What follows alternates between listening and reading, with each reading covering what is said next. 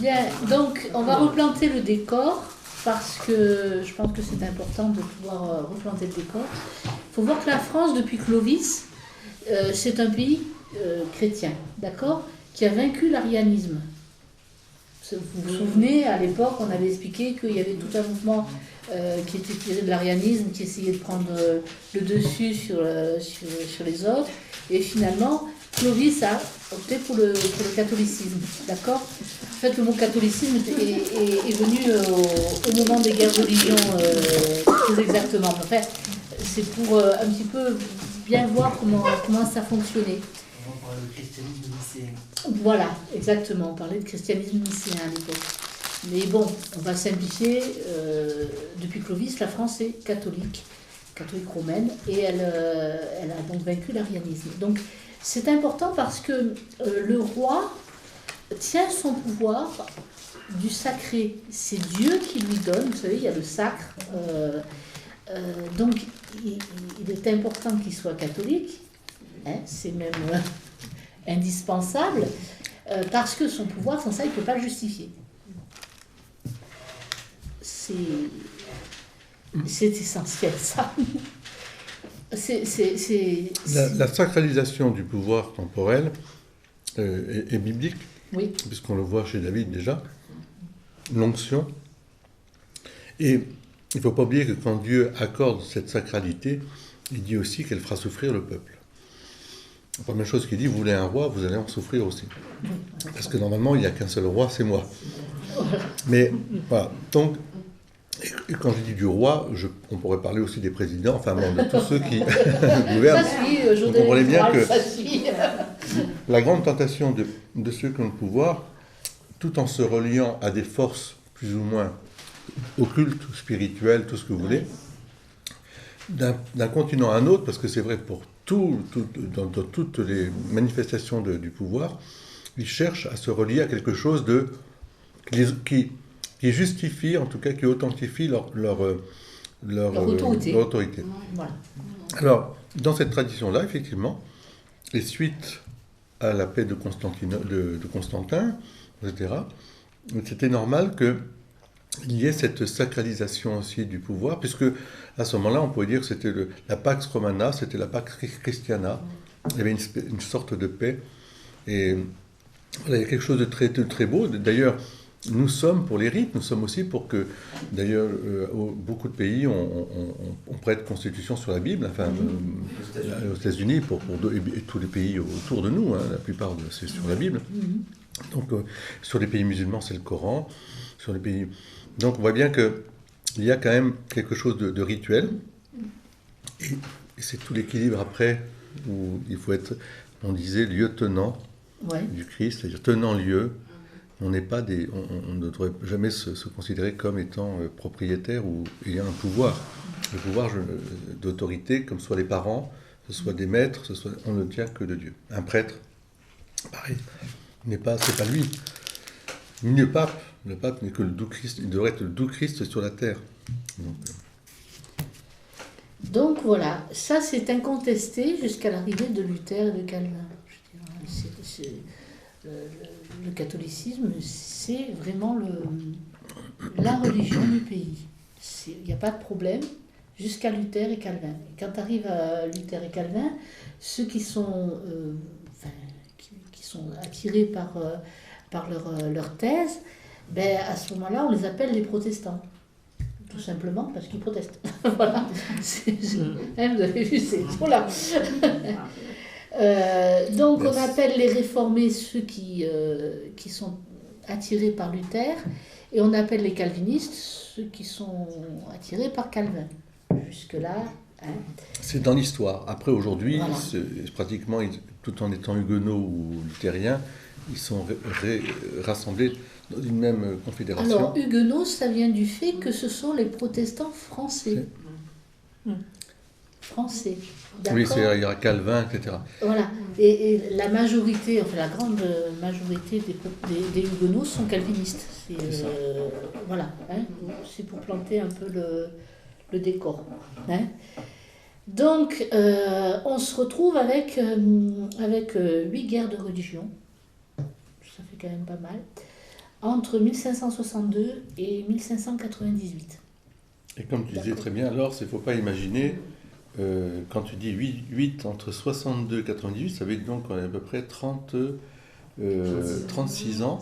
Et c'est pas 36 ans avec des trêves de 3 ans, 5 ans, 6 ans. Non, non, c'est des guerres. Ça ne fait que... C'est des guerres civiles. C'est des massacres. C'est des exactions, des choses. Il y a tant il y a un petit peu de paix, puis après, bam, ça repart. Ben, la paix sert surtout à réarmer. Oui, c'est ça. Parce qu'il faut quand même prendre un peu de temps pour... retrouver peut-être sa maison, sa femme et ses enfants, puis repartir après. Quoi. Voilà, repartir après, acheter quelques armes, et puis voilà, faut voir aussi... La nourriture. On perd des armes en course. Et oui, c'est toujours pareil. Je veux dire, moi, ce qui m'a frappé en préparant le sujet, c'est que c'est l'histoire du monde, quoi. C'est même pas... Ouais. C'est fou, hein. Aujourd'hui, regardez comment ça se passe. Voilà. Alors, les catholiques surnomment avec mépris les huguenots, ils les appellent les parpaillots. Vous le trouverez encore, hein, ce mot. C'est un mot qui est d'origine gasconne et qui signifie papillon, parce qu'ils considèrent que les protestants volettent... Vraiment, c'est ça. Non, mais c'est intéressant. Je le dis sans aucune... Mais non, justement, mais ça peut être aussi positif. Voilà, ils papillonnent. Ils papillonnent. Ils ne sont pas enfermés dans une cage. Ils ne sont pas enfermés dans une cage. Donc après, voilà. Le mot tolérance, comme je vous l'ai déjà expliqué, c'est pas tellement un mot qui est à la mode dans un pays qui est unifié complètement autour d'une religion. Donc il faut bien se souvenir de ça aussi. La tolérance, c'était pas du tout un truc dont on parlait. Et puis bon, ces 36 années de guerre vont voir la fin des Valois, de la dynastie des Valois, et le début donc des Bourbons. D'accord. Donc c'est une période où les conversions, elles sont pas forcément spirituelles. C'est pas forcément... C'est vrai. Soyons clairs. C'est pas forcément des conversions spirituelles, mais des conversions politiques. C'est-à-dire que ça dépend... Paris vaut bien une messe. Voilà, c'est ça c'est Henri IV. Voilà. Mais justement, dans l'histoire, je trouve que c'est aussi original de voir que le conflit, quelque part, va aussi se terminer par un protestant, un prince protestant, qui va devenir catholique. Et qui ensuite ouvre sur une autre dynastie qui va profondément être catholique, même si au départ, oui, Paris vaut bien une messe, c'est-à-dire en disant, oui, je me convertis au catholicisme parce que je suis l'héritier, mais je vois aussi un bien commun qui m'échappe. Donc les sentiments au départ sont peut-être pas forcément très purs, ou en tout cas très épurés, mais ils vont s'épurer au fur et à mesure, et il sera un ardent je dirais, un roi chrétien, très chrétien, comme on dit, des rois français. Donc tout commence par l'affaire des placards, le 18 octobre 1534. Ah, ça, donc c'est Luther, et on est en Allemagne, là. Non, là, on est en France. On est en France. D'accord. C'est le moment où on prend les thèses de Luther et où on les placarde en France, dans pas mal de lieux, dont la chambre du roi à Amboise. D'accord. Donc François Ier. Vous imaginez, je vous dis, il est de droit divin. Et on vient lui placarder que... Non, mais tout ça, c'est pas... Et c'était à cause de qui ? Voilà, c'est pas justifié, quoi. Donc il faut voir qu'on remet en cause, avec cette affaire des placards, l'autorité même du roi. Non, c'est pas simplement... une anecdote, vous voyez ce que je veux dire, l'affaire des placards, c'est vraiment une atteinte au droit divin, une atteinte au roi. Donc forcément, François Ier va être un petit peu furieux. On va, quand je dis un peu furieux, ça va être très en colère. Donc il va prendre des mesures qui, il va payer une certaine somme si on arrête les protestants, enfin bref, il va y avoir quelques exécutions, enfin bref, vous voyez ce que je veux dire, ça. C'est tout de suite une répression, parce que là, c'est aller trop loin. Je veux dire, placarder jusqu'à la chambre du roi, faut pas... Ça veut dire aussi qu'il a, au milieu des gens qu'il a autour de lui, quelqu'un qui a accès à lui et qui le provoque. Ouais, vous voyez ce que je veux dire? C'est pas anodin, Un quoi. noble de sa cour. Un noble de sa cour. Vous Ouais. voyez, donc là, il sent euh, des trahisons possibles. Enfin, vous voyez, d'où une réaction assez forte de sa part. Donc, il y a des bûchers, il y a, enfin bref, vous imaginez hein, les choses. Et puis, il prohibe l'imprimerie à ce moment-là. Et la publication, bien sûr, de certains livres. Et la fermeture des librairies. Qui réunit son conseil, en fait. Il faut bien comprendre aussi une chose, c'est que les thèses de Luther ne sont pas que des thèses théologiques. Non. Au sens qu'on pourrait simplement discuter de savoir les indulgences, vous savez toute l'histoire des indulgences, on pourrait très bien en discuter, mais ou sur les saints, les reliques, les machins, non, ce sont des thèses qui non seulement mettent à bas l'autorité, je dirais, de l'Église en tant qu'institution, mais promeut un libre arbitre, c'est-à-dire finalement, effectivement, je peux penser ce que je veux, dans une société qui est très unifiée autour de ses rites, de ses fêtes, de sa façon de vivre, etc. etc. Donc, tout à coup, ça sème un trouble, une discorde, un peu comme on fait un peu à leur époque les Cathares, qui eux aussi avaient des thèses théologiques, mais aussi politiques, parce qu'ils bouleversaient la société. Et c'est ce bouleversement de société, avec, bien sûr, en plus, comme tu l'as très bien dit, cette espèce de placardé, là, en pleine chambre du roi, c'est quelque part, attention, il y a un pouvoir au-dessus, ou en tout cas parallèle, qui est en train de se mettre en place, et il y a des princes, et il ne faut pas oublier que les frondes, etc., successives, elles sont toujours là. C'est-à-dire qu'il y a toujours eu des gens qui voulaient être calife à la place du vizir. Donc, dès qu'ils peuvent trouver des canaux, voilà. Et là, le François Ier, qui pourtant est connu comme quelqu'un de très tolérant sur le dialogue interreligieux, etc., puisqu'il a pris des engagements avec les flottes mahométanes, enfin avec les mahométans, on le sait. Voilà, exactement. Et bien là, lui, ce qu'il ressent très fortement, ce qu'il ressent très fortement, c'est que son pouvoir, entre guillemets, est remis en cause. Mais c'est le pouvoir non pas personnel, c'est aussi, bien sûr, certainement ça doit jouer, mais à mon avis, c'est aussi la France, c'est-à-dire la paix de la France. Et il ne veut pas revivre ce qu'ont vécu le Philippe le Bel, etc., enfin les Cathares, toute l'histoire des Cathares, il ne veut pas. Donc il prend tout de suite des mesures drastiques. Et l'imprimerie qui venait de se répandre, c'était... Mais qui permettait la publication des Bibles justement protestantes, enfin... Ben voilà. Donc là, c'est le pouvoir politique qui prend des mesures. Qui prend des mesures, voilà, par rapport à ça. Vous voyez, donc, exactement comme déjà, aujourd'hui, on peut prendre des mesures... On voit que c'est pas simplement religieux, que c'est aussi politique, donc que ça va être un gros micmac. Bien sûr. Vous voyez, c'est jamais un truc neutre. Enfin, vous voyez ce que je veux dire, c'est jamais un truc...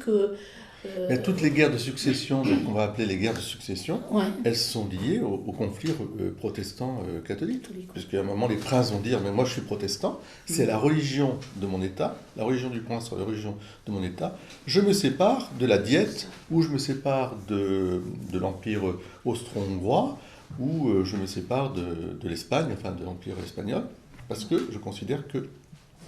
Et ça met évidemment... c'est pour ça, comme tu dis très bien, ça s'imbrique.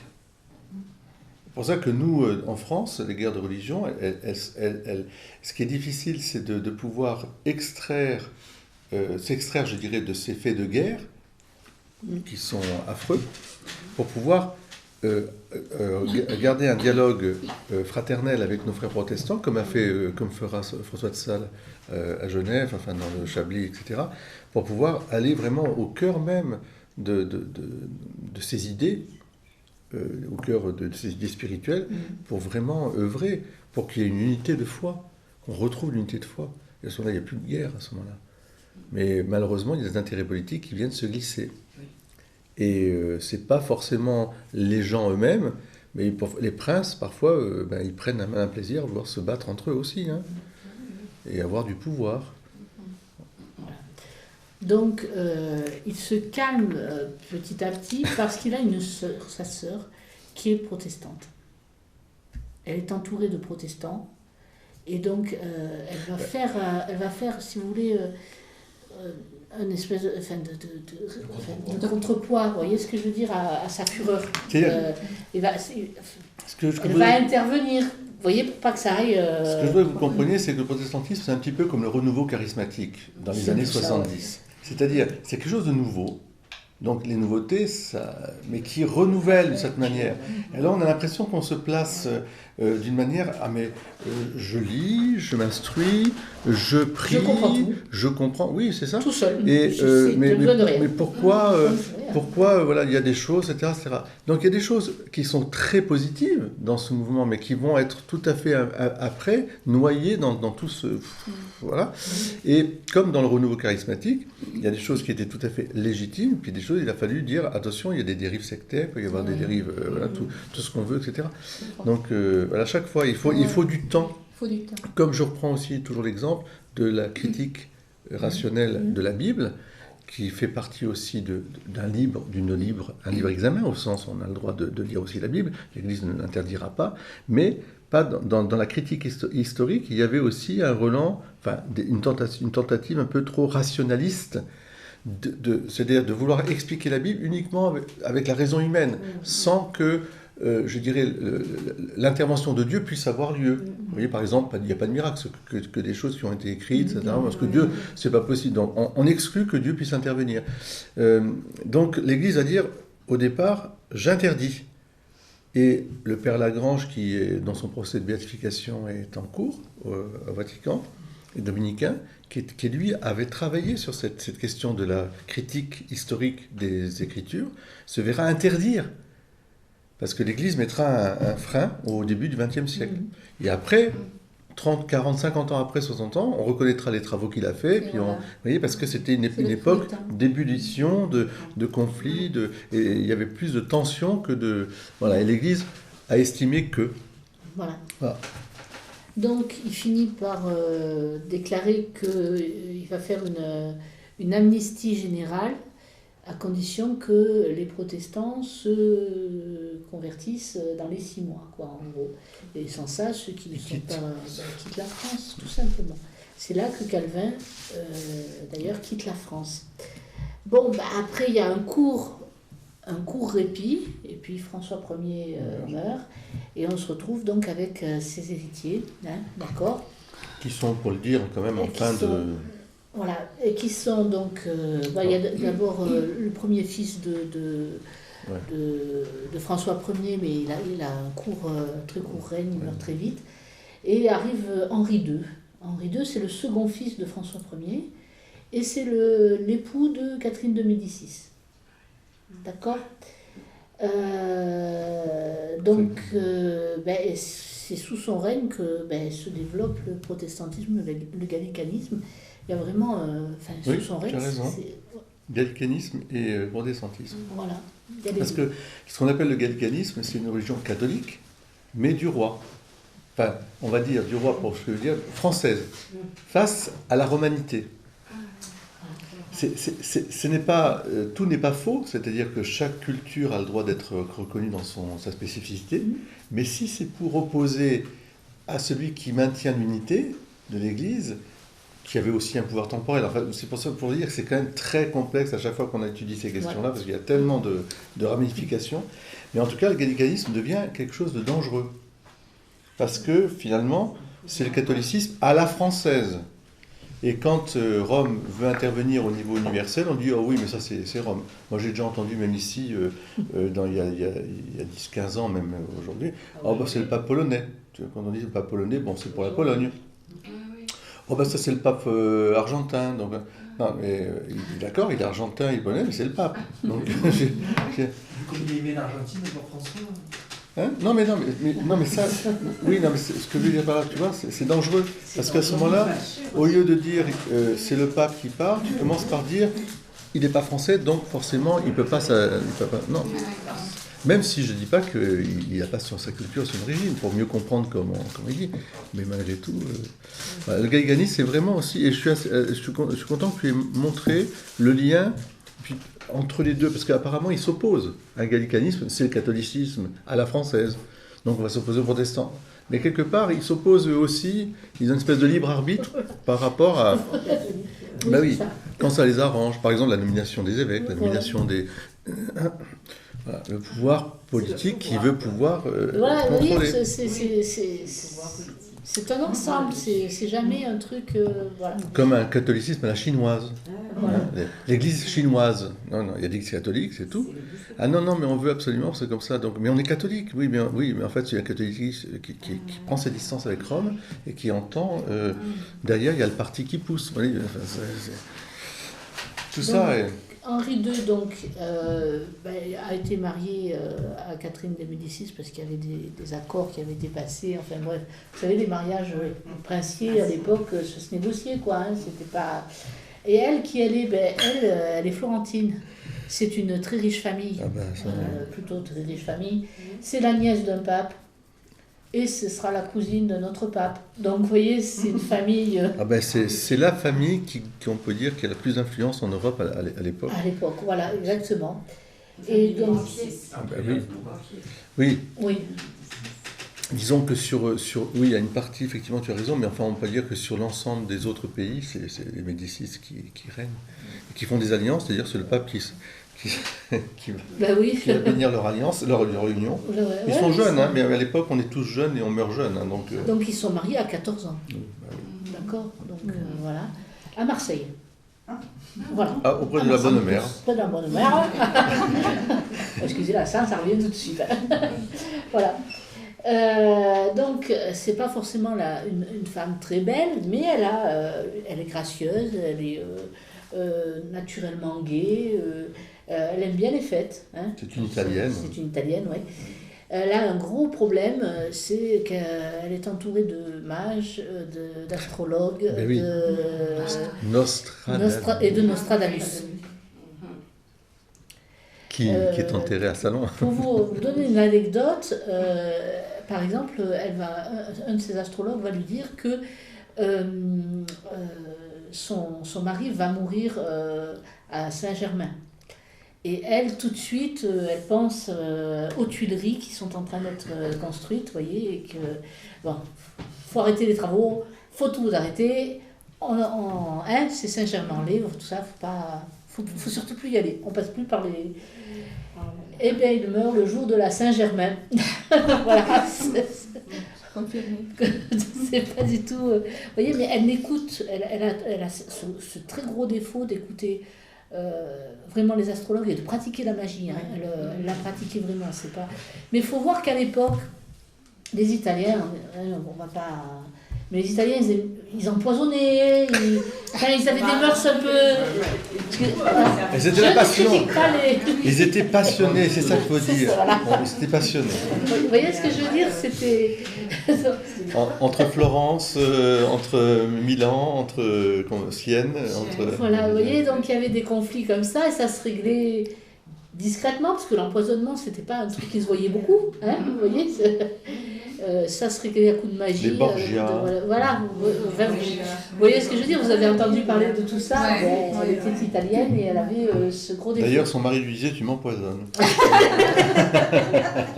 Et pourtant, il n'est pas mort d'empoisonnement, il est mort dans un tournoi, ce pauvre homme. Le tournoi qui a eu lieu pour le mariage de sa fille et puis celui de sa sœur. Il adorait les tournois Henri II, alors c'était vraiment quelque chose qu'il aimait.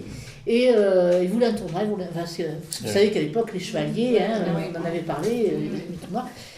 Donc il finit par persuader quelqu'un de faire le tournoi avec lui.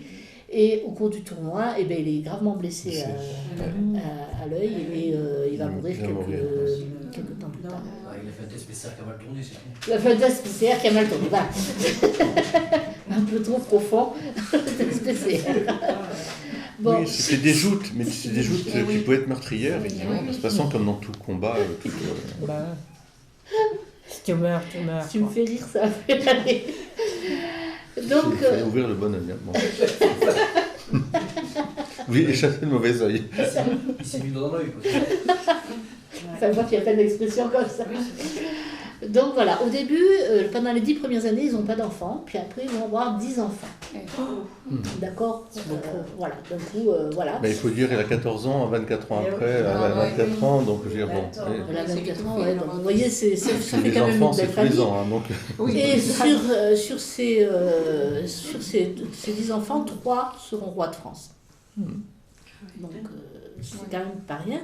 Alors elle va être tour à tour reine de France, régente, etc. Enfin bref, c'est vrai. Hein, C'est vraiment la dynastie des Valois, avec quand même providentiellement que cette femme ait été mise, je dirais, comme sur le trône de France. Hein. Ouais. C'est providentiel, vous le verrez après, parce que c'est quand même elle qui va tout faire pour que, voyant que la dynastie des Valois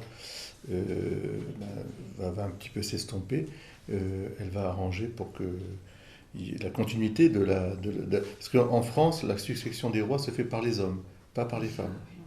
C'est pas une femme qui accède au trône, c'est toujours un homme. Voilà. Donc voilà, par son mariage et par ses enfants, elle est tour à tour reine ou régente. Mais enfin, c'est elle. Et c'est quelqu'un qui est très soucieux de mettre la paix entre les protestants et les catholiques. Ça, on peut pas le nier. C'est quelqu'un qui veut travailler à ça et qui s'inquiète beaucoup des conséquences que ça peut avoir. Donc, il faut voir que parfois, quand les protestants réclament de taper sur l'Espagne, elle va s'opposer à ça, parce qu'elle ne veut pas d'un conflit protestant-catholique. Vous voyez, oui. Elle va essayer à chaque fois d'éviter les confrontations avec certains pays pour que ça ne devienne pas un truc... Ce qu'il faut comprendre, c'est que l'Hexagone est un pays, la France est un pays quand même qui est plutôt équilibré et qui cherche l'équilibre toujours. N'aime pas ce qui est excessif, d'un côté comme de l'autre. Les Français n'aiment pas les excès parce que, les passions italiennes, je dirais le sang un peu espagnol, machin, ça ils n'aiment pas trop. Ce qui fait que en France, même à cette époque-là, il y a des protestants et des catholiques, mais tout le monde se connaît, se côtoie. Il y a quand même une certaine forme de vivre ensemble, qui est fait, jusqu'aux plus hautes sphères du gouvernement de l'époque. Et quand vous pensez que, par exemple, le chef des armées françaises, il est protestant à l'époque. Mais lui, c'est le duc de Coligny, enfin c'est Coligny, qui est une grande famille, évidemment, on connaît bien, et il y a des descendants, et qui sont catholiques d'ailleurs, certains, et puis certains protestants. Mais lui, il voudrait faire la guerre contre l'Espagne. Voilà. Et c'est une des raisons particulières du massacre de la Saint-Barthélemy qui va avoir lieu. Ouais. C'est une des raisons, je ne dis pas que c'est que la seule raison. Et comme tu dis très bien, Catherine de Médicis, elle fait fin, enfin elle dit, oui, pourquoi pas, parce qu'il y a des intérêts politiques. L'Espagne aussi, l'Espagne a des vues aussi sur nos provinces à nous, hein, donc il y a des guerres. Elle va faire, mais elle écoute le peuple. Et comme elle écoute le peuple français qui n'aime pas, elle voit bien que la petite bourgeoisie et puis la noblesse de terre, etc., ne sont pas du tout partants pour ça. Qu'est-ce qu'on va aller faire une guerre à l'Espagne, enfin, vraiment. Et donc, ça va provoquer... C'est une des raisons profondes qui feront que ils vont se débarrasser de Coligny et ce sera le massacre de la Saint-Barthélemy. Hein. Voilà. Mais qui reste une... Elle est tellement... elle veut vraiment réconcilier... les protestants et les catholiques, donc elle va donner sa fille en mariage à Henri de Navarre, qui lui est un prince protestant. Très éduqué, très cultivé. Voilà. Donc c'est vous dire à quel point elle essaye d'unir. Et quelque part, c'est providentiel. Oui. Je vous le dis encore une fois, parce que ça aura des conséquences beaucoup plus tardivement, mais le bon Henri IV, c'est pas pour rien. Je veux dire. Il y a quelque chose qui est... Donc, comme on est en train de parler des personnages, vous avez bien sûr Martin Luther qui avait qui était un moine du monastère des Augustins et qui avait publié son opposition aux indulgences. Les Augustins, si vous voulez, c'est comme les chanoines de Frigolet ou comme les chanoines de la Grâce, comme les chanoines, ils vivent selon la règle de saint Augustin. Mais ce sont des moines prêcheurs, enfin, ce sont des apostoliques, on va dire. Vous voyez, ce ne sont pas que des contemplatifs. Donc, voilà. Donc, pour lui, sa thèse principale, c'est que l'homme est sauvé par la foi. Oui, c'est la foi qui sauve. C'est la foi sans les œuvres. Sans les œuvres, hein, ouais. Mais je dirais que il y a plusieurs choses parce que évidemment c'est la foi qui Moi, sauve. j'ai fait court là. Fides, oui, parce que là c'est pas une hérésie. La foi Non, sauve, mais- c'est clair. C'est la foi qui sauve. On va le voir avec la miséricorde. Mais c'est la foi sans les œuvres, et c'est surtout derrière cette foi confiante, un petit peu, il y a toute la question de la prédestination. Et parce que pour lui, que tu pêches ou que tu pêches pas, de toute façon, tu es déjà ou tu es sauvé ou tu es condamné. Mais il faut que tu aies confiance, c'est tout. Non, ça c'est Calvin. Oui, non, mais Luther a cette question de prédestination. Donc voilà, lui il attaque, il va. Oui. Non, c'est pas... ouais. Luther, il n'y a pas du tout de prédestination avec lui. Ah oh, si, il est hanté par cette question de la prédestination. Non, il est hanté par l'effet dernier. Par ses péchés, parce qu'en fait, péchés. c'est quelqu'un qui a du mal à rester chaste dans sa vie. D'ailleurs, il va épouser une ancienne religieuse et il aura 6 enfants. Donc, Et ça le tourmente. Je pense qu'il y a un vrai tourment au départ dans sa vie religieuse, que des bons pères spirituels auraient dû, je dirais, le ramener à une confiance, une vraie confiance dans la conversion, dans la patience avec lui-même, dans une ascèse, etc. Ça. Et il aura des phrases du style pêche pêche beaucoup et croit encore plus, quoi. Donc parce que pour lui c'est dans ce sens-là, oui, que cette foi confiante aveugle d'une certaine manière. Voilà. Mais c'est surtout lui qui s'attaque aux indulgences, voilà, au pape, au scandale quand même qui existait de l'époque, parce que l'Église est toujours scandaleuse quelque part, comme tout pouvoir. L'Église est toujours scandaleuse. Aujourd'hui, il y a des scandales dans l'Église, mais à cette époque-là, il y en avait déjà. Donc il y avait le train de vie, les mœurs dissolues, etc. Donc parce que l'Église est remplie d'hommes, d'hommes et de femmes. Non, mais on comprend. Ce que je veux dire par là, c'est que lui, il va être quelque part, parce qu'il est hanté par ses propres problématiques. Pour les résoudre, il va dire, il faut enlever tout cet apparat, enfin tout ça, il n'y a plus rien. Tout ça, c'est des inventions d'hommes.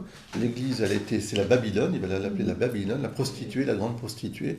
Et il faut revenir à l'Évangile, mais un Évangile, ou en tout cas une sola scriptura, oui, sur la scripture. Mais dans lequel la seule écriture, il va quand même biffer certains passages, parce que l'Épître aux Hébreux, même la question de la primauté de Pierre, le collège des apôtres, il y a bien une institution qui est faite, mais pour lui, voilà, on passera dessus. Donc, c'est ce que je dis, il y a aussi une question d'orgueil humaine, humain, je veux dire là, parce que quelque part avoir raison contre tous ceux qui ont enseigné avant, moi je dis, il y a quand même... voilà. Il y a un problème de vision de la Bible aussi, c'est que les protestants, notamment aujourd'hui, notamment les évangéliques, les évangéliques, oui. Voilà, ils ont tendance à voir la Bible un peu comme les musulmans voient le Coran. C'est ça. Une espèce d'annuaire incréé qui leur a été balancé dessus. Exactement. Ouais. Je suis d'accord avec toi, il faut faire vraiment la distinction entre les luthériens calvinistes qui étudient la Bible et la raisonnent et la travaillent avec la tradition et qui s'ouvrent aussi à beaucoup de commentaires. Et effectivement, on va dire, je fais une petite caricature des évangélistes de base, c'est Jésus est vivant, Jésus est vivant, Jésus est vivant, Jésus est vivant. Mais, pendant une heure, ils disent que ça, alléluia, alléluia. Et en gros, c'est des phrases qu'ils apprennent et puis ça les habite. Je dirais que ce sont des oraisons jaculatoires qui pourraient être bonnes, parce qu'on peut dire Jésus miséricorde, j'ai confiance en toi. On peut bien dire ça aussi. Mais s'il n'y a que ça, c'est sûr. L'enseignement est plutôt extrême. Voilà, où est la foi ? Enfin, il n'y a pas d'enseignement, de doctrine. Et il se méfie de la doctrine d'ailleurs, de tout ce qui est. Oui, tu as raison. Oui, c'est une façon d'enfermer aussi. Et on enferme, exactement. Dès qu'on fait l'opposition entre la foi et la raison, dès qu'on sépare l'un de l'autre, soit on fait du fidéisme, une espèce de fondamentalisme religieux, soit on exclut la foi et on fait que de la raison, on fait du rationalisme, il y a de l'orgueil de la raison qui devient déesse raison. On a des exemples pas très loin de la déesse raison. Au-dessus, l'homme devient la mesure de toute chose. Donc ça c'est. Mais il faut unir les deux. Il faut raisonner ta foi. Moi j'aime beaucoup cette expression de raisonner la foi. Il faut raisonner sa foi. Mais on est libre avec une lumière que Dieu nous a donnée. Mais saint Thomas d'Aquin a une phrase magnifique qui dit que la raison finalement devient la servante de la foi. Elle est au service. Oui. La foi est une lumière plus haute, mais Dieu m'a donné une raison pour que je puisse me mettre au service de cette foi. Il dira même que la philosophie est de l'ancilla theologiae, la servante du service. C'est très beau ce mot de servante, le mot service. Donc vous avez aussi Ulrich. Alors Zwingli, on va dire Zwingli, parce que il y a Zwingli, bon Zwingli, c'est un nom, lui il est... Déjà un nom comme ça, hein, oui, eh ben, c'est pas facile. Je pense que lui, il est hollandais, je crois, Suisse, il est suisse. Voilà. Mais on dit, en France, on dit plutôt Zwingli. Bon, bien que vous êtes en Suisse, on dit Zwingli, je ne sais pas comment on dit. Zwingli. D'accord, bon, enchanté. Mais moi, ça s'éternue. Je dis Zwingli. Alors, en fait, ce qui est, et Calvin, il faut savoir que ces trois grands, les trois grands ne s'entendent pas. Pas du tout. Pas du tout, mais pas du tout. Ils s'entendent pas du tout. Chacun fonde son église, en fait. Ah ben, Oui, Zwingli, parce que disons que les deux plus importants, c'est les deux, mais Zwingli, il y a quand même aussi. Ils s'entendent pas. Aussi, en Suisse et tout ça, le pays vaudois, tout ça peut-être. Alors après, Calvin, il est quand même beaucoup plus jeune par rapport à Luther et Zwingli. C'est ça. Oui, c'est vrai. Donc lui, il a fait 77 thèses, hein, et puis il se marie un jour avec une jeune veuve qui va lui donner 4 enfants. Il abolit la messe catholique. Ah oui, il était prêtre d'abord. Oui, il était prêtre. Ouais. Tous étaient partis pour être prêtre ou prêtre déjà. Hein, enfin, voilà. Et bon, il va abolir la messe catholique et puis on parlera plus de présence réelle mais de présence spirituelle avec lui. Et puis Jean Calvin, donc qu'on trouve souvent sous le nom de John Calvin, mais alors que... C'est un Français, c'est un Picard. C'est un Français, un vrai, un 100%. Il est du Nord. Ouais. Donc, voilà. C'est quelqu'un qui a fait de très grandes études, hein, d'abord des études de droit, très intelligent. qui a fait le collège royal, et puis il se lie avec le recteur d'université qui, lui, est accusé d'hérésie. Hein. Et puis il affirme, cet homme l'a formé à la réforme religieuse, quoi. Alors, comme il est ami avec lui, il est obligé de se cacher. Vous voyez ce que je veux dire, puisque... Donc, quand il y a eu le placardage, donc l'affaire des placards, hein, je l'ai dit, il a été obligé de partir. Alors, il a voyagé surtout entre Strasbourg et la Suisse. La Suisse, Strasbourg, ça dépendait des événements qu'il y avait...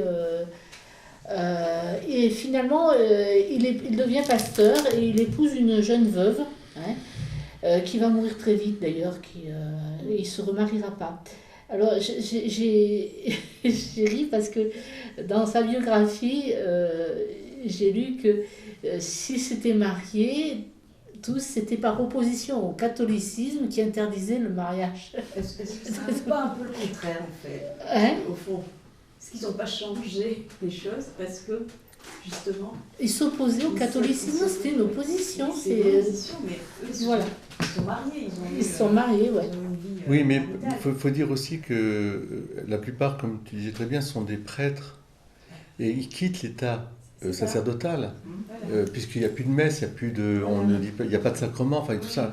Donc forcément, quand un homme est tout seul et qu'il a plus sa vocation entre guillemets, il passe sur une autre vocation qui est celle de vivre maritalement. Quelque part, ce n'est pas la pire des choses. Il se marie, mais après, si ça devient une thèse pour alimenter, etc., c'est là où on voit, oui. Moi, je suis toujours étonné quand j'entends ces querelles par rapport au célibat, etc. Je dis, mais l'Église n'est pas contre le mariage. Au contraire, elle promeut le mariage, elle est tout à fait... Mais il y a un choix, effectivement. C'est un peu comme une religieuse ou un célibat qui peut être consacré, comme à Notre-Dame de Vie, par exemple. Mais il faut que ce soit un choix libre, mais surtout qu'il y ait une vocation. C'est une vocation, c'est pas une obligation. Et comme au mariage, parce qu'il y a tellement de mariages qui ont été arrangés, forcés, que là on pourrait se dire aussi on est contre l'institution du mariage. D'ailleurs, il y a des courants qui sont contre l'institution du mariage. Donc on voit bien que tout ça, le fond du problème n'est pas là. Il y a de l'orgueil, effectivement, il y a des souffrances. Parce que je crois, en fait, encore une fois, qu'à l'origine, il y a des souffrances humaines qui expliquent vraiment profondément l'orientation. Mais le problème, c'est que les erreurs de la pensée après peuvent entraîner des guerres. Parce que si je pense à Staline, qui était un séminariste orthodoxe et qui va devenir le pire ennemi de l'Église, etc., bon, on sent qu'il y a des vengeances derrière, pas possible.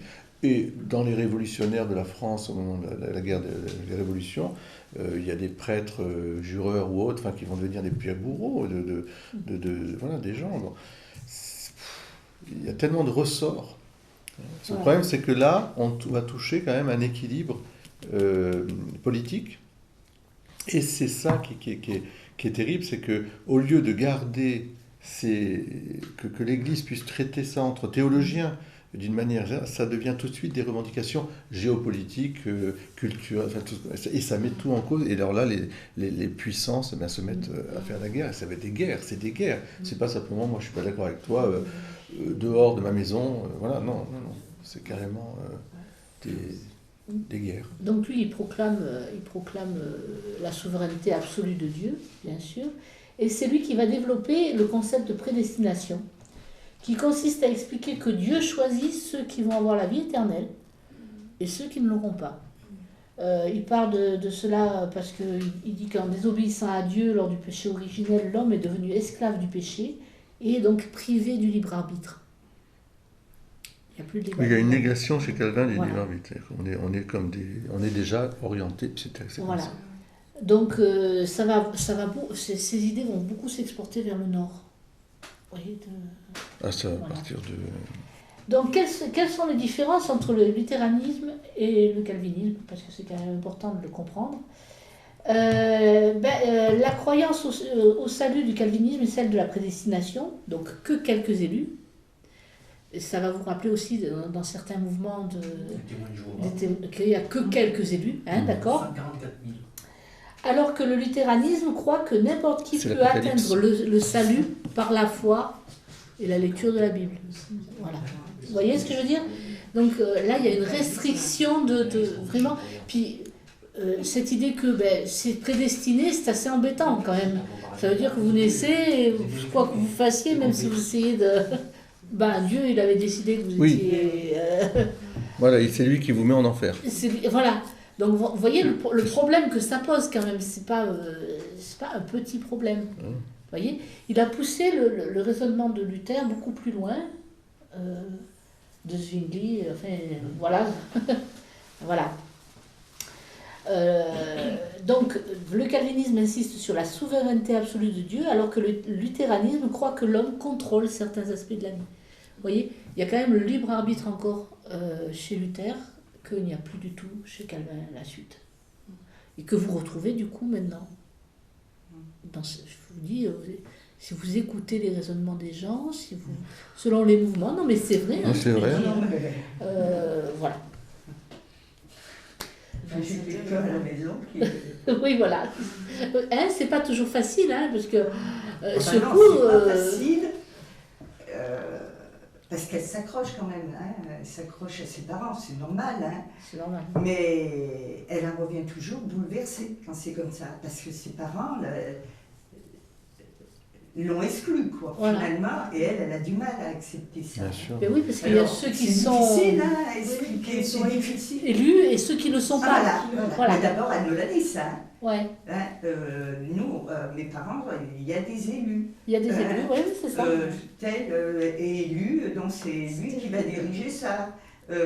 Moi, j'arrive à connaître l'histoire comme ça. C'est pas que ça me fait plaisir, ça me fait plutôt mal, parce que je la vois malheureuse quand c'est comme ça. Donc, qu'est-ce que je peux faire ? Psychologiquement, ça doit être terrible. Oui, c'est terrible. Oh, mais c'est terrible pour elle. Moi, je pense que oui, d'avoir cette pression de dire je dois être parfait tout le temps, je dois rester qu'avec ceux qui sont élus. Oui, vous voyez ce que je veux dire par les élus. Voilà. Sinon, tu n'es rien. Voilà. D'ailleurs, les autres n'existent pas. Oui, c'est ça. C'est lourd. Voilà. Non, c'est dur, oui. C'est dur, c'est costaud. Il faut comprendre qu'à la racine, donc, il y a ce qu'on appelle soit la philosophie mécaniste, c'est-à-dire que nous sommes des machines, simplement, plus ou moins évoluées, mais nous sommes des machines. D'ailleurs, toute la scientologie, tout ça est...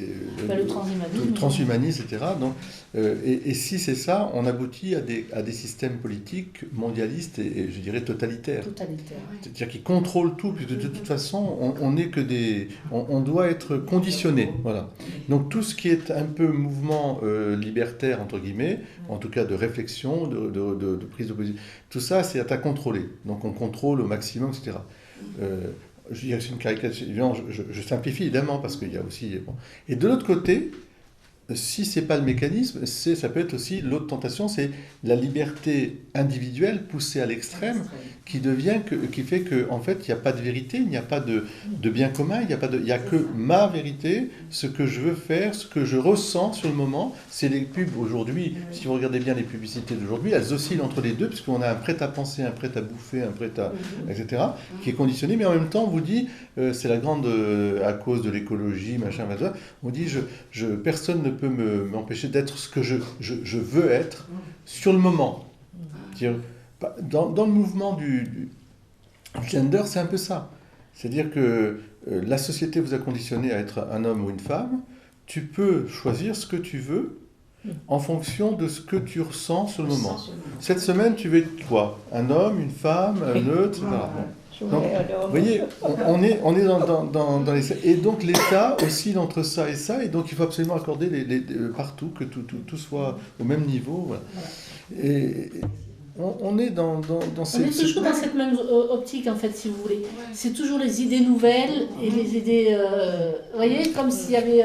C'est pour ça qu'entre la foi et la raison, enfin, entre le respect de la personne humaine et puis le bien commun, il n'y a pas d'antinomie, au contraire. Mais il faut vraiment voir l'intégralité, évidemment, de cette humanité, et puis ce que veut dire être libre, et ce qu'est vraiment le bien commun. Le bien commun est au service de l'épanouissement de la personne humaine, donc de la création, enfin tout. Et c'est pas un bien, le bien que je considère, et je vais diriger tout le monde, totalitaire. Et puis la liberté, ma liberté, c'est de faire le bien, et d'éviter le mal.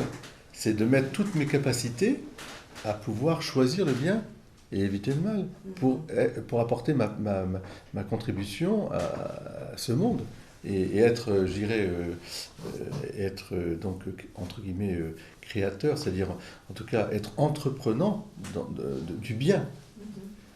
Être entreprenant du bien. Comme l'autre jour, j'étais devant l'église.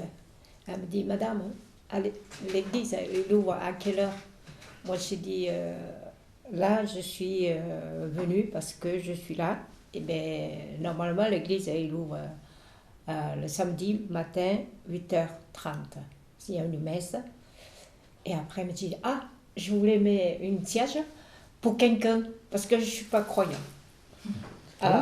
Ça tombe dans le... C'est joli quand même. Oui, ça tombe dans le mot de Père, elle a dit la liberté. Voilà. Et après, je me suis dit, oui, si vous voulez, le mercredi, il y en a la messe à partir de 8h30. Et le jeudi, il y a l'adoration. Le vendredi, il y a la messe le soir à Notre-Dame de la Paix. Et voilà, si vous voulez mettre une siège, c'est une pensée, c'est gentil. Et elle m'a dit, bon, ben, je vous remercie beaucoup. D'abord, je ne suis pas chrétien, mais je mets pour quelqu'un d'autre. Ouais. C'est quand même... Elle s'ouvre à... C'est là que Dieu peut la... Il va tomber sur elle, ouais. Donc, le point de départ des guerres de religion, c'est le massacre. Alors, je ne sais pas si c'est Vassy ou Voici. Bon, je sais pas comment ça se prononce. C'est en quel pays? C'est en Lorraine. Oui, c'est Vassy. Oui, moi, avec le W, je ne sais jamais... Non, en Lorrain, tout à fait raison. C'est Vassy, parce que moi, j'ai mon beau-frère qui s'appelle Vasmer, avec un W, et il m'a bien dit, en Lorraine, on ne dit pas Wasmer, on dit Vasmer. Bon. C'est plutôt anglais. Anglais, ce serait win-win. Le wagon, enfin bref, tout ça. Ah non, ça devient compliqué. Et wallon. C'est pas anglais, donc c'est Vassy. Bon, voilà. Donc voilà que le duc de Guise se rend à Paris. Donc vous savez que le duc de Guise, c'est quelqu'un qui est très important, qui est profondément catholique, on va dire un chef, hein, d'accord. Et en passant par Vassy, hein, enfin bref, par là, il se rend compte que les protestants sont réunis pour célébrer le culte à l'intérieur de la ville et non à l'extérieur, parce qu'il y avait un édit qui disait que le culte devait être à l'extérieur des villes. Et là, ils sont en pleine dans la ville, enfin dans les... il y a un château, vous voyez ce que je veux dire, voilà, ils sont en plein là-dedans. Et lui, il est sur cette terre, le duc de Guise, là. Donc il représente le pouvoir royal. Hein, on est bien d'accord. Donc, il est entouré de soldats. Le duc de Guise, il ne se balade pas tout seul, la fleur au fusil. Hein, c'est pas, puis bon, il n'y a pas de fusil à l'époque. Mais bon, enfin, je crois. Si, il y en a, si, il y en avait. Et bien, donc, il n'avait pas la fleur au fusil. Voilà. Il est sur ces terres, donc, et donc il estime que c'est donc à lui de faire régner l'ordre. Donc, il va charger la ville avec ses soldats. Et il va tuer 74 protestants et blesser une centaine d'autres. Suite à cela, le peuple l'acclame en héros, parce que justement la loi n'avait pas été respectée, etc. Et le peuple réclame une croisade. Ça va vite, hein. Ça s'enflamme vite. Hein. Vous voyez, quand on n'est pas d'accord, c'est... Et les Huguenots, eux, ils se rassemblent derrière le prince de Condé. Vous avez peut-être jamais entendu parler du prince de Condé? Le prince de Condé. Hein? Et donc, comme d'un côté, vous avez le duc de Guise avec les catholiques, et de l'autre côté, vous avez les Huguenots avec le prince de Condé, et bien vous avez la première guerre de religion. Voilà. Donc, vous voyez, vous allez revoir toujours les mêmes noms revenir. Hein. Il y a vraiment... oui, c'est une époque de pouvoir, de rapportement. Voilà. Hein? Des cousins, des frères, des sœurs, enfin, c'est terrible. Donc il y a les Huguenots qui prennent certaines villes, qui expulsent les catholiques, qui eux viennent essayer de reprendre les villes. Vous voyez ce que je veux dire? En fait, c'est une guerre civile. Hein. C'est une guerre civile, mais c'est une guerre civile. Il n'y a qu'à penser ici à Mornas. Donc les Huguenots, sous la conduite de Louis de Bourbon, veulent se débarrasser du duc de Guise. Enfin, vous savez, ils veulent tous... hein. Après, on se met à dire, si on tue le chef... Ben oui. C'est des... Vous voyez et puis, donc, finalement, les Huguenots sont chassés de Toulouse. Et on a le siège de Rouen. Pourquoi on a le siège de Rouen? Vous voyez où c'est, Rouen? Parce qu'ils ont très, très peur que les Anglais, qui sont protestants, viennent filer un coup de main. Voilà. Donc vous voyez, ça commence déjà à être des guerres d'alliance aussi. Vous voyez, il faut empêcher que les alliances se forment. Voilà. Donc tout ça prend fin avec le traité d'Amboise, le 19 mars 1563, qui reconnaît la liberté de conscience des protestants et une amnistie. Sauf que, malgré les efforts, après le traité d'Amboise, Catherine de Médicis commence un tour de France, parce que Catherine de Médicis, comme le père l'a dit, elle veut vraiment avoir le contact avec le peuple, sentir ce qui se passe. Vous voyez, elle ne gouverne pas comme ça. Hein. Donc ils entament un tour de France de 2 ans. Hein, oui, parce qu'à l'époque, on ne pouvait pas faire autrement. Et ils rencontrent les représentants espagnols, mais ça ne porte pas de fruits. Ils ont une étape très difficile à La Rochelle, hein, parce que c'est protestant, d'accord. Et il se passe que le 10 août de cette année-là, il y a un soulèvement, ce qu'on appelle la guerre des Gueux, aux Pays-Bas. Ouais, vous voyez, voilà. Donc, au départ, c'est un soulèvement politique, hein, c'est un truc politique. Et après, ça devient un soulèvement religieux parce que les calvinistes du nord de la France s'en prennent aux catholiques. Vous voyez ce que je veux dire? Parce que, il faut voir la répartition calviniste, catholique et comment ça se heurte du coup. D'accord? Donc le roi d'Espagne, lui, il veut envoyer des troupes, je dis les catholiques, lui, il veut envoyer des troupes aux Pays-Bas pour aider les catholiques des Pays-Bas. Surtout sous son contrôle à l'époque. Et les Pays-Bas sont sous contrôle espagnol, hein. Là, on est bien d'accord. Seulement, il doit traverser la France. Mais Catherine de Médicis, elle se rend compte tout de suite que s'il traverse la France, ça va faire une traînée de poudre dans notre pays et qu'on va se retrouver avec une guerre qui va impliquer non seulement les protestants et les catholiques, mais l'Espagne, du coup l'Angleterre, enfin vous voyez ce que je veux dire. Donc elle refuse le passage des troupes. Vous voyez, elle est toujours quand même dans une sagesse. Oui, toujours. Dans une sagesse qui... et donc, bon, ben voilà, du coup, les protestants, à cause de ça, commencent à se méfier du roi de France, parce que eux, ils auraient voulu qu'ils prennent position, que ce soit boum, hein. Et c'est la cause de la Seconde Guerre de religion. Et puis, il y a aussi le fait que l'édit d'Amboise n'accorde la liberté de culte qu'aux nobles. Et qu'il y a la rivalité entre le prince de Condé, je vous en ai déjà parlé, et le duc d'Anjou, le catholique et frère cadet du roi, Charles IX. Voilà. Donc, quel est l'élément déclencheur de la Seconde Guerre de religion? C'est la surprise de Meaux. La surprise de Meaux, je ne sais pas si vous en avez entendu parler. MEAUX, hein, non? C'est un événement durant lequel le prince de Condé tente de s'emparer de la famille royale, soi-disant pour la soustraire aux influences étrangères, italiennes, etc., notamment. Bon. Cet enlèvement sera un échec. Le chancelier Michel de l'Hôpital sera révoqué. Hein. Le prince de Condé tente alors un siège autour de Paris, mais il est battu. Les villes protestantes du Midi se soulèvent. Et boum, c'est voilà. Donc on a la surprise de Meaux le 28 septembre et on a la Michelade en rapport avec la fête de Saint-Michel à Nîmes, où là ce sont les protestants qui exécutent 100 dignitaires catholiques. C'est le parallèle du massacre de Vassy. D'accord.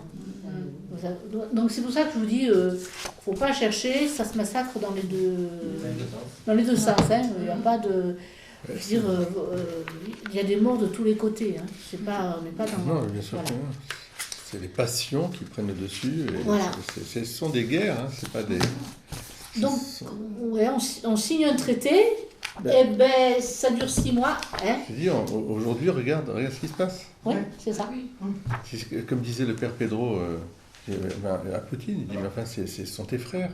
Ils sont à côté de toi, ils parlent la même langue, etc. Ils ont la même culture, vous avez la même foi, etc. Mais qu'est-ce que tu es en train de faire? Il y a ça. Et dans l'affaire ukrainienne et russe, il y a aussi l'affaire religieuse. Hein. Parce qu'il y a les patriarches qui devraient être normalement des gens, je dirais, à promouvoir la paix et à arrêter la guerre. Au contraire, ils ne peuvent pas s'entendre pour une question de prééminence, de primauté. C'est moi qui ai raison, tu dois m'obéir à moi, c'est moi qui suis le chef, etc. Le problème, on va pas rentrer je pense. Non, bien sûr. Il y a un problème, c'est qu'en gros, le patriarche de Constantinople a accordé l'autocéphalie à une église qui n'était pas dans sa juridiction. Oui. Donc ça pose mais non, mais on est d'accord. mais ça ne peut pas justifier. Non, je suis d'accord. Mais, voilà. Mais on voit bien que les passions déchirer la tunique du Christ, voilà, on la déchire. Voilà, c'est ça. Donc la Troisième Guerre éclate après une trêve qui permet de réarmer, comme je vous ai expliqué. Hein. On fait des trêves qui voilà. Non. Et c'est l'époque où le pape voudrait que les chrétiens soient unis pour se battre contre les Turcs. Oui, parce qu'il y a l'autre menace. Oui, il n'y a pas que des menaces comme ça, quoi. Donc, les catholiques bénéficient du soutien du pape, de l'Espagne, du duc de Toscane, tandis que les huguenots ont le soutien de la reine Élisabeth d'Angleterre et du prince d'Orange. Donc les catholiques prévoient l'arrestation du prince de Condé et de Coligny, et puis eux, ils s'échappent. Ils arrivent à s'échapper, donc on finit en grande bataille, hein, évidemment. toujours les innocents où qui- les catholiques achèvent les prisonniers protestants et les protestants achèvent les prisonniers catholiques. Voilà. Donc, Pendant que les chefs se sont à l'abri. voilà. C'est de vous Ils sont en train de que ça marche souper. toujours pareil. de hein. Vous voulez dîner. pas mourir, mais il veut que ça. Partout, bah oui, c'est pas au centre, mais enfin bon. Alors, vous avez la 4e guerre de religion qui est importante parce que elle démarre, c'est ce qu'on appelle le temps des massacres. Hein. Elle démarre avec le mariage de la sœur de Charles IX, Marie-Marguerite de Valois, catholique, avec Henri de Navarre. Ça, c'était vraiment l'idée qu'avait Catherine de Médicis de cesser ces conflits entre protestants et catholiques. Sauf que le mariage est fastueux, que les protestants ont des dérogations que les catholiques acceptent mal, qu'on veut lever un impôt pour payer les trucs, alors que le pays est exsangue à cause des guerres de religion. Et que, vous voyez ce que je veux dire? Donc toutes les conditions sont faites pour qu'il y ait une très mauvaise ambiance dans le pays. Une très mauvaise ambiance. Et donc le 22 août, l'amiral de Coligny, qui était quand même un proche, Bah oui. est victime d'une tentative d'assassinat. Donc les protestants sont en colère, et Charles IX, qui aimait beaucoup l'amiral de Coligny, veut le venger. Mais là, on commence à accuser Catherine de Médicis, le duc de Guise ou le roi d'Espagne, d'être les commanditaires de ce... Alors, le problème, c'est qu'on ne sait pas exactement, même aujourd'hui, qui a commandité cette tentative d'assassinat. Il y a toujours des thèses. Vous savez ce que c'est? L'histoire, c'est fait comme ça. Qui avait intérêt à... Voilà. Et donc, finalement, il y a tellement une grosse pression sur Charles IX, d'accord, que finalement, il décide de se débarrasser des chefs protestants en disant tuez-les tous. Voilà. Mais lui, il parlait des chefs. On est d'accord. Voilà. Et bien, ça finit par... donc, Coligny finit par être exécuté. Et dans la nuit du 23 au 24 août, eh ben, c'est 3000 protestants qui vont être exécutés à Paris. Parce qu'en fait, ça dépasse totalement ce qu'avait prévu Charles IX. Lui, il voyait... on coupe les têtes des chefs et toute cette histoire, elle s'arrête, quoi. Mais oui, sauf que c'est... Sauf que le peuple est en colère. Et que quand un peuple est en colère, il perd un peu... Vous savez, ça fait comme un mouvement de foule après de masse, vous voyez ce que je veux dire? Il n'est plus dans la raison. Et à ce moment-là, vous avez droit à un massacre. D'accord? Mais ça ne s'arrête pas là. Je veux dire, Catherine de Médicis et Charles IX essaient de stopper les massacres. Ils voient bien que... Mais c'est tellement enflammé que ça va se propager à Charité-sur-Loire, Meaux, Orléans, Lyon, Troyes, Rouen, Bordeaux, Toulouse, Gaillard, Albi, etc. Vous avez le siège de Sancerre, le siège de La Rochelle. Enfin, vous voyez ce que je veux dire, hein, les massacres ont lieu partout. Hein, c'est une catastrophe. Il y a eu des beaux gestes des catholiques qui essaient de cacher les protestants. Vous voyez, ils ont essayé aussi de les mettre au cachot en espérant que emprisonnés, on ne s'en prendrait pas à eux, mais même emprisonnés, vous savez, quand c'est parti en vrille, c'est parti en vrille. Hein. Donc, on finit donc par le traité de Boulogne ou le traité de La Rochelle, ça dépend comment on l'appelle, et les protestants ont la liberté de conscience, mais ils ne peuvent pratiquer que dans certaines villes, comme Nîmes ou Montauban, La Rochelle. D'accord? Et ça devient, ces villes, un État dans l'État. Ce qu'on dirait aujourd'hui, vous voyez ce que je veux dire? C'est, vous voyez, quand vous regroupez toute une population hostile, voilà. Donc, on se retrouve avec ensuite la conjuration des malcontents, donc qui donne la 5e guerre. D'accord? Parce qu'on trouve que... Question, là, ça reprend, on n'est même pas un an après. Hein. Ah oui, non, mais je ne vous donne pas les dates, mais vous avez bien compris que ça suit. C'est un mouvement permanent. Voilà. Pourquoi pas? Parce que les gens ne sont pas contents, les catholiques modérés se sentent lésés, d'accord? Les protestants, eux, aussi. Alors, ce qu'il y a de bien, c'est que dans la guerre des malcontents au début, les modérés se sentent tous lésés, Donc, théoriquement, on ne devrait pas arriver à une guerre, puisque catholiques et protestants se sentent lésés. Ben si, on y arrive quand même. Voilà, parce qu'on se retrouve avec le duc d'Anjou, et puis qui est devenu Henri Ier de Pologne, c'est-à-dire qu'on l'a mis roi de Pologne. Hein. François d'Alençon et Montmorency, qui sont catholiques, qui s'allient aux protestants, mais il y a des catholiques qui veulent s'en prendre à la monarchie pour avoir le pouvoir à la place du roi, quoi. Et donc, Charles IX meurt fou à cause du massacre de la Saint-Barthélemy. Il n'a pas d'héritier. Aïe, aïe, aïe. Son frère Henri Ier de Pologne va rentrer en France pour devenir le roi. D'accord ? C'est le roi Henri III, et il va mettre fin à tout ça avec l'édit de Beaulieu. Voilà. Vous voyez ? Duc d'Anjou qui vient en France. Voilà. Après, vous avez la suivante, la 6e. On a réhabilité les protestants morts pendant le massacre de la Saint-Barthélemy. On a contraint ceux qui avaient pris les biens des protestants à les rendre. Hein. Et on a autorisé la pratique de leur religion. Et cela ulcère les ultra-catholiques qui partent dans des réactions violentes. Et c'est la reprise des combats. On se retrouve avec l'édit de Poitiers qui réduit les avantages accordés aux protestants. Et on a après la 7e guerre de religion, non, parce que voilà, où Catherine de Médicis et à nouveau son fils font à nouveau un tour de France. On autorise la construction des temples, on impose un impôt pour payer les pasteurs, de nouvelles places ont été données pour un temps limité aux protestants, or ils refusent de les rendre. Et hop, on est reparti pour un tour.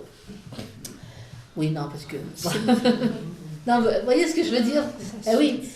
Et la 8e guerre de religion, vous avez les 3 Henri. Henri III de France, Henri IV et Henri de Guise. Vous sentez que là, ça ne va pas... Hein. Ils ont des intérêts totalement différents. Donc, Henri III n'a pas eu d'enfant quand il meurt. D'accord ? Et donc, l'ordre de la succession, normalement, ce devrait être Henri de Navarre. Mais, il est protestant. D'accord ? Donc, les Guises, avec Henri de Guise à leur tête, ils veulent se débarrasser d'Henri de Navarre. On est d'accord ? Donc, Henri de Guise va faire courir le bruit qu'Henri III va céder le pouvoir à Henri de Navarre. Vous voyez, c'est par rumeur, par insinuation, etc. Donc, le peuple le prend très mal, il va lever des barricades dans Paris et il y aura 60 morts, là déjà. Voilà. Donc, Henri III veut signer un édit qui exclut la situation, doit signer un édit qui exclut la succession Henri de Navarre, mais il en veut beaucoup au duc de Guise de l'amener à ça. D'accord ? Donc, qu'est-ce qui se passe ? On invite à ce moment-là le duc de Guise à Blois au château. Cette histoire est horrible. Et vous vous souvenez de l'assassinat du duc de Guise, lardé de couteau. Son frère s'est exécuté. Voilà. Son frère a été le lendemain. C'est des cousins, hein, c'est tous c'est la famille, quoi, je veux dire. Et donc, nous arrivons au moment où la reine, Catherine de Médicis, elle s'éteint. Le roi est roi, mais en fait, il y a les ligueurs, vous voyez ce que ça fait. Donc, vous avez des alliances, tout ça, qui font que... Henri III est assassiné, donc je vous le dis. Par un dominicain. Par un dominicain. Donc comment il s'appelait, je ne me rappelle plus le nom, mais je connaissais son histoire. Ouais. Qui est exalté aussi et qui pense qu'il faut supprimer le roi parce que c'est... Voilà. Non, mais c'est complètement fou. Et heureusement, Henri de Navarre, finalement, il va arriver quand même... C'est pour ça que je dis que c'est providentiel qu'il y ait eu cette... Il fallait c'est très curieux, il fallait que ce soit un protestant qui devienne catholique pour arrêter... Enfin, même si après il va être assassiné lui-même. Hein. Mais là, c'est pour la poule au pot. Donc il y a 5 années de guerre de succession où Henri de Navarre lui reste protestant, etc. Puis il finit par comprendre qu'il ne sera jamais roi s'il ne devient pas catholique parce qu'on a le droit divin, etc. Et que pour le peuple, il n'y a pas d'autre possibilité. Donc il va se convertir au catholicisme dans la cathédrale de Saint-Denis, et puis il va faire l'édit de Nantes, qui reconnaît la liberté aux protestants de pratiquer leur religion et qui leur garantit des sécurités. Bon, ben ça va être annulé après par Louis XIV, par la révocation de l'édit de Nantes. Hein. Qui est une erreur, mais qui est une erreur, je dirais, de bonne foi. C'est-à-dire qu'ils pensent qu'il n'y a plus de protestants en France et qu'il suffit, ils sont tous partis, il suffit de... C'est sa période, je dirais, dévote. Ouais. Donc il est mal conseillé, et c'est une erreur. Et donc pour lui, c'est une foi, une loi, un peuple, il ne doit pas y avoir de différence, il ne doit pas y avoir de particularité, tout ça. Oui, c'est comme ça. Les protestants ont été trop dans le paysage religieux français, donc pour lui, ben voilà, c'est... Donc dans un premier temps, il leur interdit d'exercer certains métiers et charges. Après, c'est les d'arrivonnade. Et après, ils obligent les protestants à se convertir de force au catholicisme. Voilà. Sans ça, s'ils ne se convertissent pas, ben, ils ont interdiction d'accès aux hôpitaux, interdiction du culte. Enfin bref, voilà. Ils révoquent l'édit de Nantes. Et voilà, on passe donc à la monarchie absolue. Voilà. Merci. J'espère que voilà, vous avez compris que c'était pas du tout. C'est un sujet difficile. Oui, c'est un sujet bien exprimé, en parler. Oui, on te félicite. J'ai tellement de choses à dire. T'as bien bossé, hein. Michael aussi a bien bossé.